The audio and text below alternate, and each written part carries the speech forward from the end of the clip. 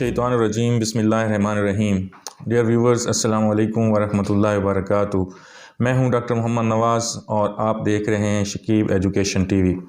आज का हमारा मौजू है शाह वलीउल्लाह अलैहि रहमत के बारे में। आज हम इस लेक्चर में शाह वलीउल्लाह अलैहि रहमत की ज़िंदगी और उनकी जो बुक्स हैं उनके हवाले से बात करेंगे, उनके काम के हवाले से बात करेंगे। शाह वलीउल्लाह का असल नाम कुतुबुद्दीन अहमद था। आप दिल्ली के एक कट्टर मजहबी घराने में पैदा हुए। आप 21 फरवरी 1703 को दिल्ली में पैदा हुए। जाए पैदाइश आपकी दिल्ली है और 21 फरवरी 1703 that is the day and year of the birth of Shah Waliullah. Shah Waliullah के वालिद मोहतरम का नाम शाह अब्दुल रहीम था और शाह अब्दुल रहीम भी अपने दौर के एक अज़ीम मजहबी स्कॉलर, एक अज़ीम फ़कीह और एक अज़ीम मुहक्किक थे। वो दिल्ली के मदरसा रहीमिया के बानी थे। दिल्ली में जो मदरसा रहीमिया है वो आज भी मौजूद हैं और उसके बानी हैं शाह वलीउल्लाह के वालिद शाह अब्दुल रहीम, और उन्हीं के नाम पे मदरसा रहीमिया जो है वो जाना जाता है। और मुग़ल शहनशाह औरंगज़ेब आलमगीर के दौर में फतावा आलमगीरी के नाम से एक अज़ीमुश्शान काम हुआ और उस काम को सर अंजाम देने वाले जो उलमाए कराम थे, जो मुहक्किकीन थे, जो मजहबी स्कॉलर्स थे, उनमें शाह अब्दुल रहीम जो हैं वो भी शामिल थे। शाह वलीउल्लाह ने अपनी इब्तदाई तालीम उस वक्त के मुरवजा जो असूल थे वो घर में हासिल की, अपने वालिद से हासिल की और अपने वालिद की निगरानी में हासिल की। 15 वर्ष की उम्र में वो कुरान, हदीस और फ़िक़्ह का कम्प्लीटली इल्म हासिल कर चुके थे। 1719 में जब उनके वालिद का इंतकाल हुआ तो उस वक्त शाह वलीउल्लाह ने मदरसा रहीमिया की हेडशिप की ज़िम्मेदारियां जो हैं वो भी संभाली। यहाँ पे मैं ये बात भी वाज़ेह करता चला जाऊँ कि जब शाह वलीउल्लाह की उम्र सिर्फ 14 साल थी तो आपकी शादी कर दी गई और फिर 15 साल की उम्र में आपने अपना तालीमी जो सिलसिला है उसको मुकम्मल किया और 17 साल की उम्र में शाह वलीउल्लाह ने अपने वालिद की वफ़ात के बाद मदरसा रहीमिया की इंतज़ामी अमूर जो हैं उनको संभाला और वहाँ पे न सिर्फ इंतज़ामी अमूर को संभाला बल्कि साथ ख़ुद भी दर्स व तदरीस का सिलसिला जो है वो शुरू किया।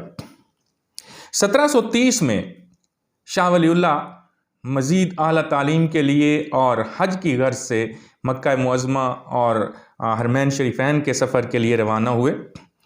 आपने मक्का और मदीना के मुक़द्दस शहरों में उस वक्त के जो इंतहाई सरकर्दा मुहक्किकीन थे, मजहबी स्कॉलर्स थे, उनसे अपने इंतहाई करीबी ताल्लुकात कायम किए और उनसे इस्तिफ़ादा किया और 1.5 साल तकरीबन उन मुसलमान मुहक्किकीन के साथ उनकी सोबत में गुजारा और उनकी हल्का इरादत में वो शामिल रहे। आपको अरबी ज़बान पर इस कदर अबूर हासिल था कि आप देखते हैं कि उनकी जो अक्सर तसानीफ़ हैं वो अरबी ज़बान में हैं। इसके अलावा दूसरी ज़बान जो मुरवजा हिंदुस्तानी ज़बान थी, उस वक्त सरकारी ज़बान थी, वो चूँकि पर्शियन थी, फ़ारसी थी, तो फ़ारसी ज़बान पे भी उनको उसी तरह अबूर हासिल था जिस तरह उन्हें मजहबी ज़बान अरबिक में हासिल था। दुनिया इस्लाम के फ़िक्री, तहज़ीबी और मजहबी मराकज़ में गुजारे हुए उस वक्त ने जो आलम इस्लाम का ज़हरी बात है, एक अज़ीम जो है मरकज़ है मक्का और मदीनतुल मुनव्वरा, तो वहाँ पे जो उन्होंने वक्त गुजारा उसने आपके अंदर इस्लामी कवानीन के मामलात में जो समझ थी उसमें आपको हमागीर कर दिया, उसमें आपकी इस्तिदाद कार जो है उसको इंतहाई बढ़ा दिया। इसलिए आपकी किताबों में ज़्यादा मकामी हल्के की बजाय मुसलमानों को, यानी वो हिंदुस्तानियों को मुखातिब नहीं करते बल्कि वो उम्मा को मुखातिब करते हैं, आलम इस्लाम को मुखातिब करते हैं। मुस्लिम उम्मा का जो मौजू उनका जो खिताब का मरकज़ है वो सारी उम्मा होती है। चूँकि कई असातिज़ा मुताले हदीस की रिवायत में डूब गए थे, इसलिए शाह वलीउल्लाह ने ये नुक्ता नज़र अपना लिया कि रसूल अल्लाह सल्लल्लाहु अलैहि वसल्लम के अक़वाल का मुताला और शरह इस्लाम पर चलने के लिए मुख्तलिफ़ तरीक़ों को मुत्तहिद करना और नया बनाना ज़रूरी है। यानी गोया आपने वो जो मामलात थे तकलीद के, उनकी पैरवी करने की बजाय ان معاملات کو اجتہاد کی طرف آگے بڑھنے کی طرف لے کے جانے کی کوشش کی اور اجتہاد کا دروازہ دوبارہ کھولنے کی کوشش کی۔ سعودی عرب سے واپسی کے بعد شاہ ولی اللہ نے دہلی میں اپنی عملی اور صوفیانہ جو سرگرمیاں ہیں ان کا آغاز کیا، اور شاہ ولی اللہ نے 15 سال کی عمر میں، جب وہ 15 سال کے تھے تو اس وقت انہوں نے اپنے والد محترم کو اپنا جو روحانی پیشوا ہے وہ مانا اور ان کے ہاتھ پہ بیعت کی۔ آپ سلسلہ نقشبندیہ کو آپ نے جوائن کیا، چونکہ آپ کے والد محترم کا تعلق اسی سلسلہ نقشبندیہ سے تھا، سو آپ نے بھی اسی سلسلہ نقشبندیہ کو جوائن کیا اور اپنے والد کی بیعت کی۔ سعودی عرب کے آنے سے بعد جب وہ واپس حج کر کے آئے تو دہلی میں انہوں نے اپنی وہ جو صوفیانہ کارکردگی تھی یا جو کاروائیاں تھیں یا جو عملی مظاہرہ تھا اس کا بھی، اور علمی جو کام تھا اس پر بھی کام شروع کیا۔ اپنے باپ کے قائم کردہ مدرسہ رحیمیہ میں دوبارہ سے پڑھانا شروع کر دیا اور راہ تصوف کی جو پیچیدگیاں ہیں اس میں بھی اپنے جو شاگرد ہیں، جو روحانی شاگرد ہیں، ان کی رہنمائی کرنا شروع کی۔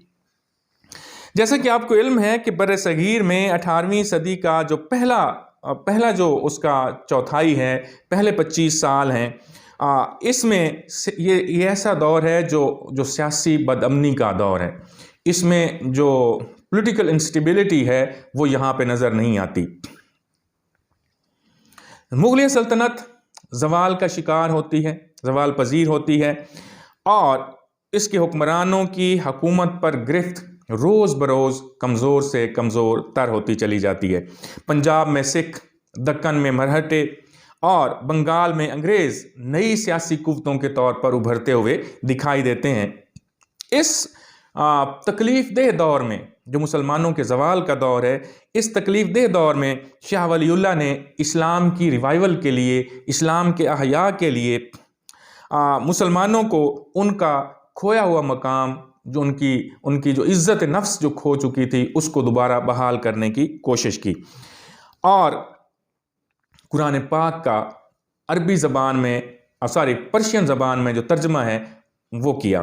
گو کہ اس وقت کے علماء جو ہیں انہوں نے اس کو بدعت اور اس کو تسلیم نہیں کیا، اس کو بدعت قرار دیا اور اسلام کے خلاف، اسلامی شرع کے خلاف اس کو قرار دیا، لیکن آپ نے اپنا کام جاری رکھا اور الٹیمیٹلی اس کو پبلش کروایا۔ یہ 1737 میں پبلش ہوا۔ قرآن کریم کا جو ترجمہ ہے پرشین لینگویج میں 1737 میں، 1737 میں شاہ ولی اللہ نے اس کو پبلش کرایا۔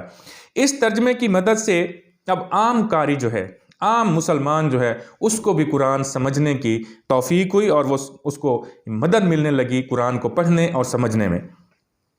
شاہ ولی اللہ جہاں قرآن کریم کے عظیم مفکر تھے، قرآن کریم کی تعلیمات کو انتہائی گہرائی تک پرکھنے اور سمجھنے کی صلاحیت رکھتے تھے، وہاں پہ وہ حدیث کا علم جو ہے وہ بھی اعلیٰ پائے کا رکھتے تھے، اسی لیے آپ کو محدث بھی کہا جاتا ہے، اور شاہ ولی اللہ کے نام کے ساتھ محدث دہلوی کا جو ایک خطاب ہے یا لقب ہے یہ ان کا ہے، یعنی شاہ ولی اللہ محدث دہلوی کہلواتے ہیں۔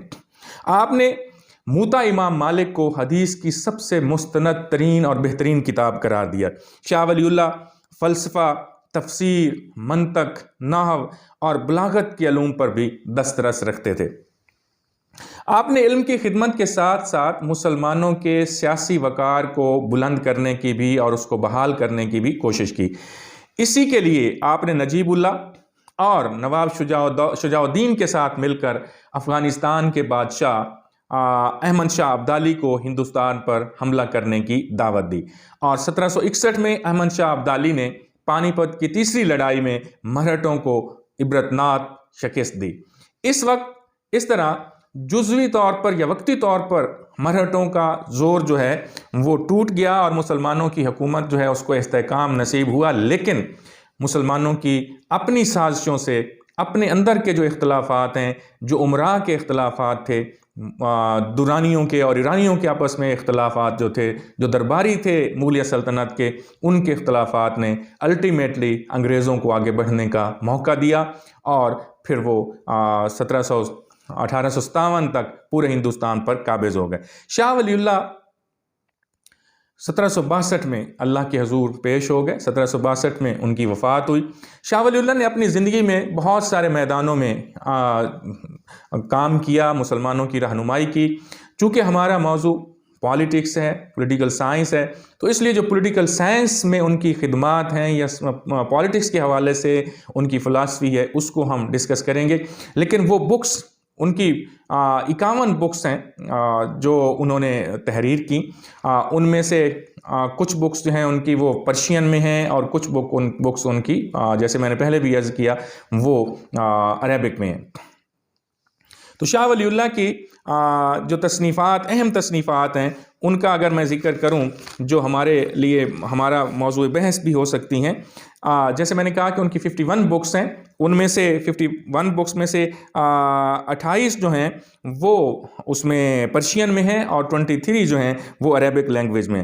ان میں جو اہم کتابیں ہیں ان میں التفہیمات الہیہ، اس کے بعد حجت البالغہ، مکتوبات، ازالت اخفا، فیاض الکبیر، فیوز الحرمین، فیصلہ وحدت الوجود اینڈ وحدت الشہود، and translation of the holy Quran. یہ وہ اہم بکس ہیں جو شاہ ولی اللہ نے، ویسے تو ان کی 51 بکس ہیں، لیکن جو ان کی موسٹلی پولیٹیکل فلاسفی ہے، یہ ان کی امپورٹنٹ بکس ہیں، انہی میں سے اس کو ہم نے اخذ کرنا ہے، اور یہی کتابیں شاہ ولی اللہ کی اہم ہیں۔ آج کا ہمارا لیکچر، چونکہ شاہ ولی اللہ کی زندگی اور ان کی جو کام ہے مسلمانوں کے لیے، عالم اسلام کے لیے خاص طور پر دین اسلام کے لیے، اس پر بحث کرنا تھا، اس کو آپ سے متعارف کروانا تھا۔ انشاءاللہ جو ہمارا نیکسٹ لیکچر ہوگا اس میں ہم شاہ ولی اللہ کی جو پولیٹیکل فلاسفی ہے اس پہ بات کریں گے۔ تو اس وقت تک کے لیے آپ کو انتظار کرنا پڑے گا۔ انشاءاللہ دوسرا لیکچر بھی بہت جلد اپلوڈ ہوگا۔ تو thank you so much, Allah bless you all. جیسے میں آخر میں ہمیشہ کہتا ہوں کہ جو اس چینل کو ضرور سبسکرائب کریں تاکہ میں بہتر سے بہتر پرفارم کر سکوں، اور اس کے ساتھ ساتھ میری گزارش ہوتی ہے ہمیشہ آپ لوگوں سے کہ سبسکرپشنز کے ساتھ ساتھ مجھے فیڈ بیک بھی دیا کریں کمنٹس کی صورت میں، اور میں انشاءاللہ آپ کو پتہ ہے کہ جو مجھے کمنٹ کرتے ہیں میں ان کے کمنٹس کا رپلائی بھی کرتا ہوں، ان کو جواب بھی دیتا ہوں، اور آپ کی جو سجیشنز ہیں ان کو انکارپوریٹ کرنے کی کوشش بھی کرتا ہوں۔ تھینک یو سو مچ۔ مجھے امید ہے کہ آپ ضرور میری گزارشات پر عمل کریں گے۔ Thank you so much.